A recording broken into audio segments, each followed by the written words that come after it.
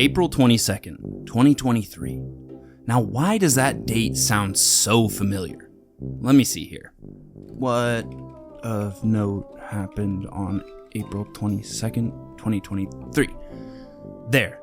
This should help me answer that question fairly easily. Let's see. Simone Biles got married. No, that's not it. Toodles the Poodle makes full recovery after apparent drug overdose? Interesting, I guess, but that wasn't it either. What the heck was it? Oh yeah, it was Earth Day. But how is any of this at all related to Dead Island 2? Oh, now I remember. April 22nd, 2023 was the day that Deep Silver finally released their long overdue sequel to the hugely successful game, Dead Island.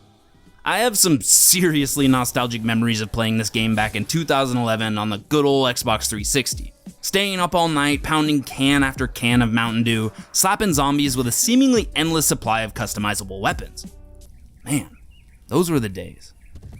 Now, originally I'd formed many of my thoughts on its sequel with kind of a slight bias due to my history with the first one. I very specifically prefaced that original statement with the adjective nostalgic, and that's for good reason. I'm not gonna sit here and try and lie about how clearly I remember this game I played over a decade ago, but still, as I played, I couldn't help myself. I found myself constantly comparing Dead Island 2 to its predecessor, which ultimately led to a relatively skewed and unfavorable opinion. Now, critiquing a game based off a fragmented memory from over 10 years ago, in my mind, wasn't giving the game a fair shot. So, by taking off the rose-colored glasses, I decided I'd play through Dead Island 2 a second time to really analyze and form some more independent thoughts on this game. Well, that and there was absolutely no game sound recorded the first time I played through this, so there's that. But in addition to this second playthrough, on my first playthrough, ended up playing with a couple of friends, and so this time I was headed in solo to see if my initial experiences would still hold weight. So without further ado, let's talk about Dead Island 2, starting with the good, followed by the bad. Then, at the end of the video, if you're sold on this sequel, I'll leave you with a few tips that I wish I'd known before starting my zombie killing adventure. Warning.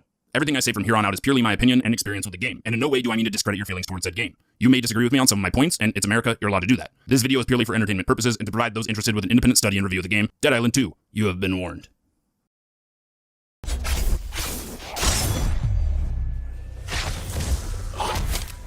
This is one, if not the sole aspect that sells me on Dead Island.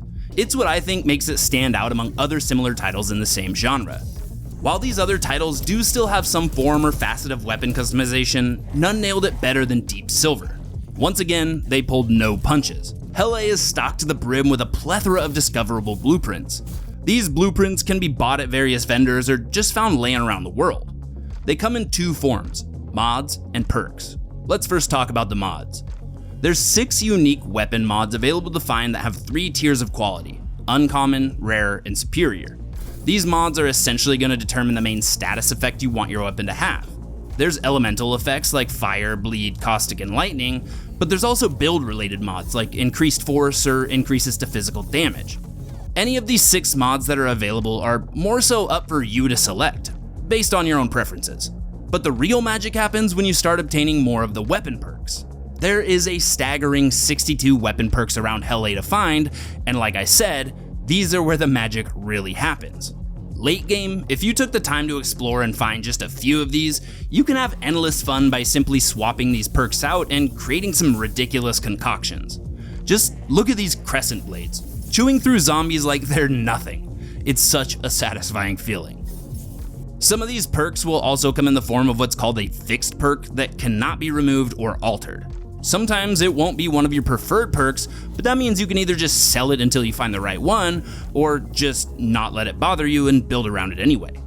These perks vary from just straight up stat bonuses to more of a balanced bonus that usually comes with a caveat, all of which seem fairly well tuned. Let's take lightweight for example.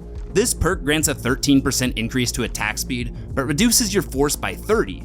Now, that may seem like a terrible trade-off, and 30% force reduction may seem unfair compared to only a 13% attack speed increase, but that's why there's multiple perk slots on most of the higher tier weapons.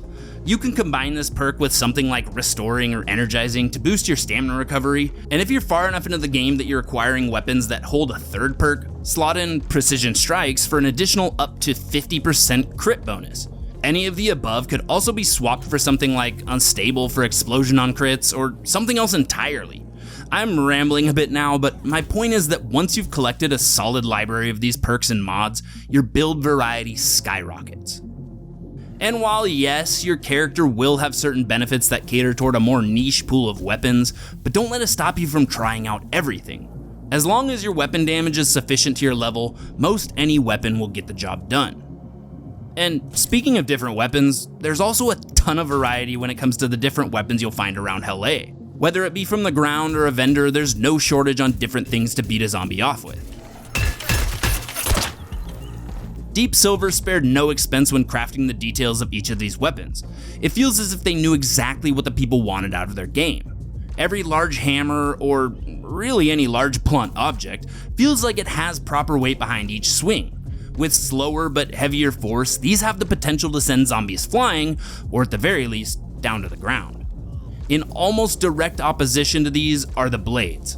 These guys have a very rapid and elegant way of carving up hordes, and offer extra benefits to things like crit damage. Now, I can go on and on about all the different weapon types, but I want to leave some things on the table for you to discover. And realistically, you can modify whatever weapon you want to, however you want to fit your playstyle. You can even do stupid shit like make your hammer or baseball bat inflict bleed, or hell, even have your gun shoot caustic ammo. It's really up to you. Once you've discovered all the blueprints, the world is your oyster.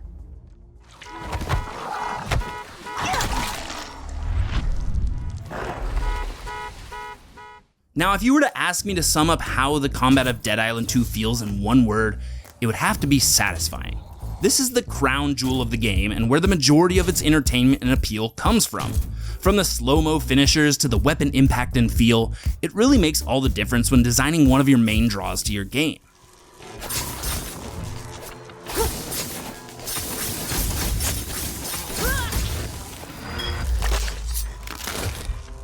Weapon impact is one of my favorite parts about this game.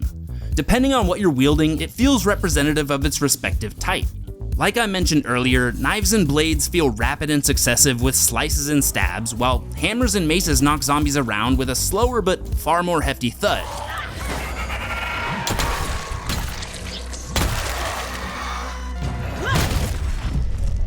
Truly, this is one element of, well, really either of the two Dead Island games that keeps my attention and keeps me coming back for more.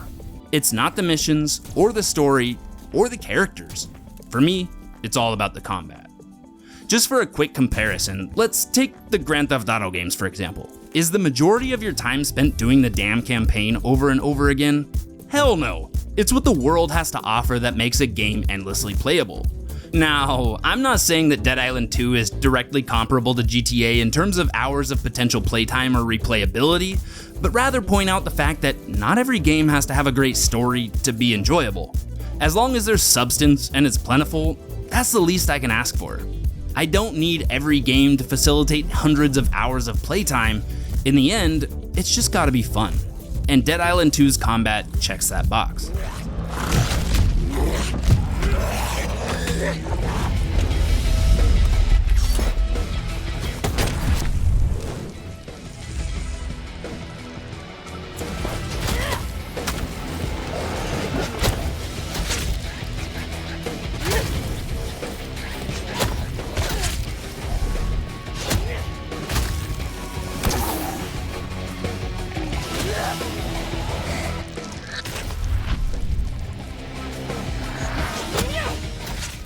All in all, the overall music of Dead Island 2 really kinda takes a passenger seat role.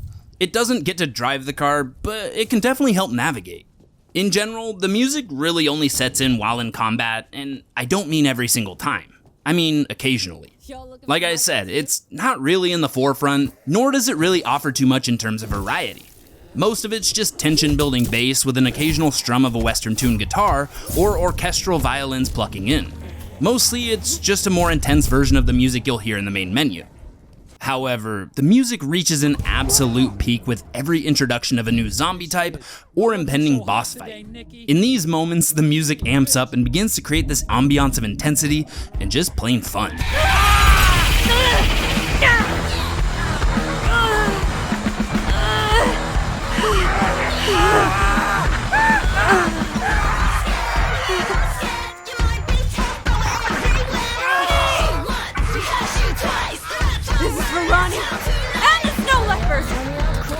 You and me, bitch. Let's go.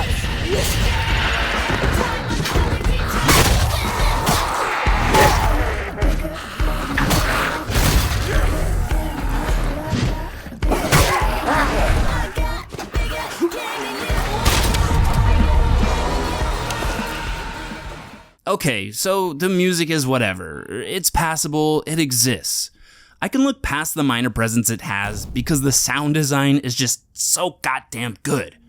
Every crunch of every bone that gets broken, every squelch of every head that gets stomped on, all of these characteristics of the sound design satiates my hunger for absolute immersion when it comes to a zombie game. It's not just a single knife-slicing MP3 that's taken and repeated over and over and over again. Each strike feels exactly how it should, even taking into consideration where you're striking, how you're striking, and what you're striking with. Loud gongs will ring out when smashing a Z on the head with a sledgehammer.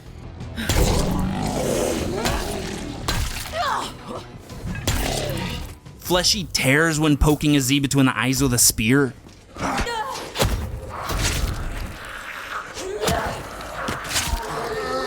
And so many more I just don't have time to get into.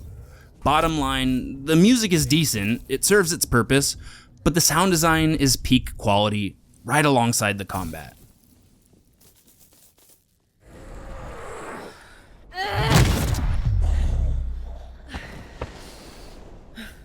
Now, like I mentioned earlier, I haven't played the first Dead Island in over 10 years, but this game brought back so many familiar feelings.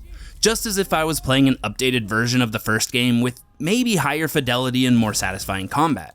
Honestly, even though the story was kind of lackluster, I never really played these games for the story.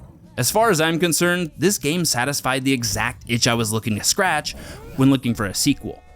It's the classic arcade-style, ridiculously goofy romp, slaying zombies with an arsenal of handcrafted weapons, with a cast of characters that doesn't take anything too seriously. Behold, Excalibur! Okay, so I'm gonna go. I'm done.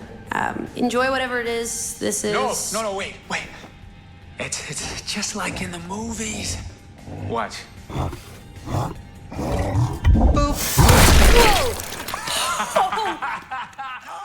Okay, so now we're on to the nitpicky / the negative stuff. And this first one is probably a bit overly nitpicky, but loading screen confirmations are one of my minor pet peeves. Not to say that there isn't a medium for it in this game, but I think it should have been reserved to only be used in the multiplayer experience. I get it, it's a zombie game, and the last thing you want to do is load into the world while you're making a bologna marshmallow sandwich and end up down because your teammates had the same idea. But for the solo experience, take it out. I hate it. I could even argue that it doesn't even really need to belong in the game, period, because if the aforementioned scenario did play out, it really wouldn't matter all that much because you'd likely wind up loading back into that exact same spot since the autosaves in this game are ridiculously abundant.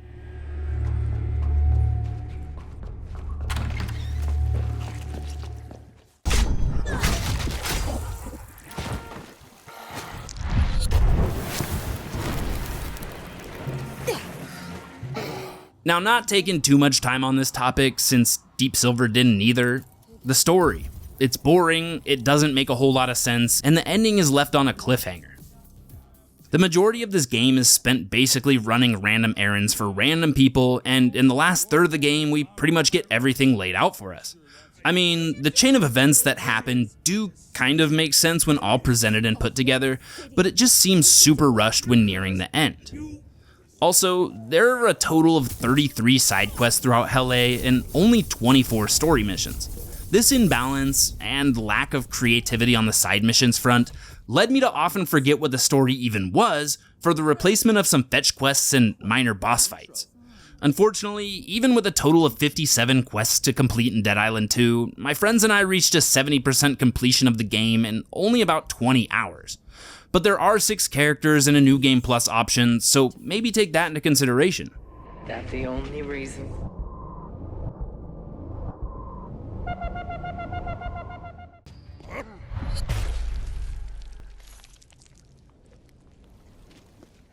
Okay, so this is fairly self-explanatory, but to put it plainly, Dead Island 2 not deviating from the old formula of Dead Island 1 kinda left me feeling like there was something left to be desired. I felt that there just weren't enough super innovative things that brought something new to the table while simultaneously keeping the spirit of the franchise alive. The addition of the autophage stuff you learn later in the game and the skill cards were a welcome addition, but it's unfortunate that they can pinhole you into a certain build if you want to get the most use out of them. And without prior research on what each character will excel at, you may end up with the wrong fit for your playstyle, and you might not find this out until like halfway through the game. Nothing to me really felt that innovative or new from a totality of gaming perspective, though this could be viewed as a positive as far as familiarity of concepts goes. I just placed it in here with the negatives because, objectively, little innovation feels like a sidestep rather than a step forward. However, it didn't bother me in the slightest. I still had a blast roaming around what used to be LA, dismembering any zombies that stood in my way.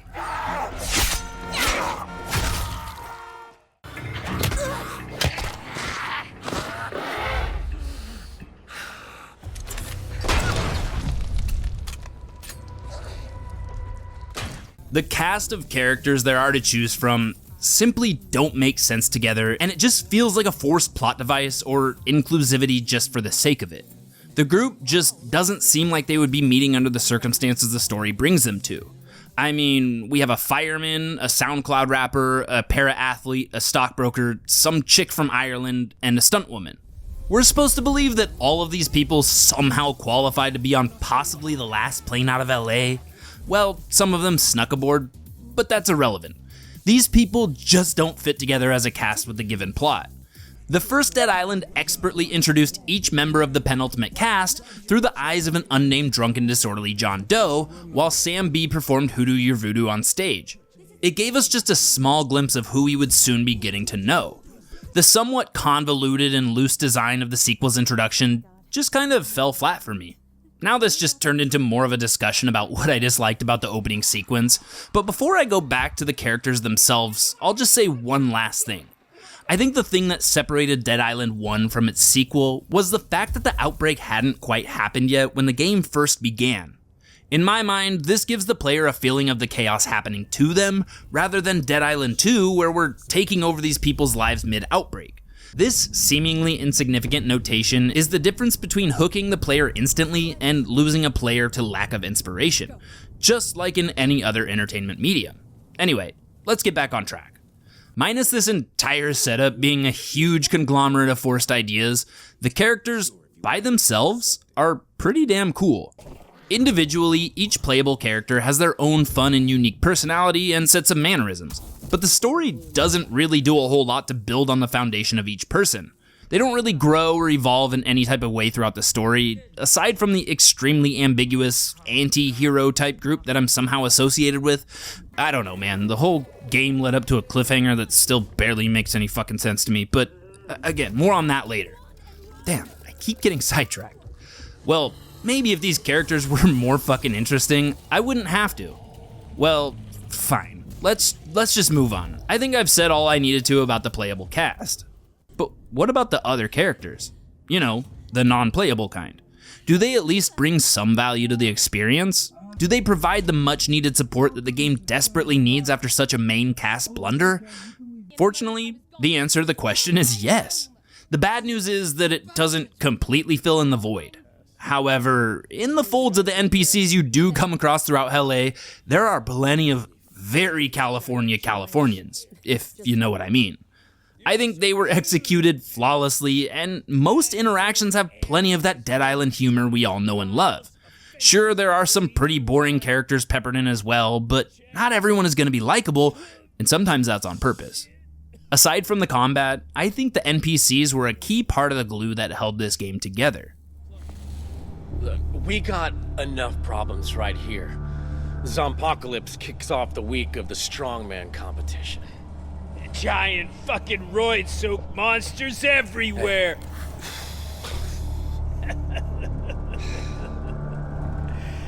You know what I think? What? Hey, hey, What you fucking think, bud? I think we...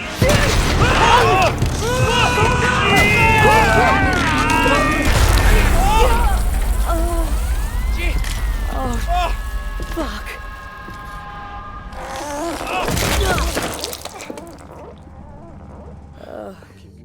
Attributes. These things are hardly that impactful. These beginning stats can definitely be used to your advantage if you already know what kind of build you want to run, but I've played through with a couple of characters now, and they're all pretty well rounded enough to get away using pretty much any of the weapons you'll find around Hell A. Beyond this, the stats, although relatively obvious, don't go into detail on what exactly each stat will impact. This wouldn't really be that big of an issue, but when there's separate stats like toughness and resilience, or stamina and agility, it makes it kinda hard to discern what the appropriate selection is when considering your desired build.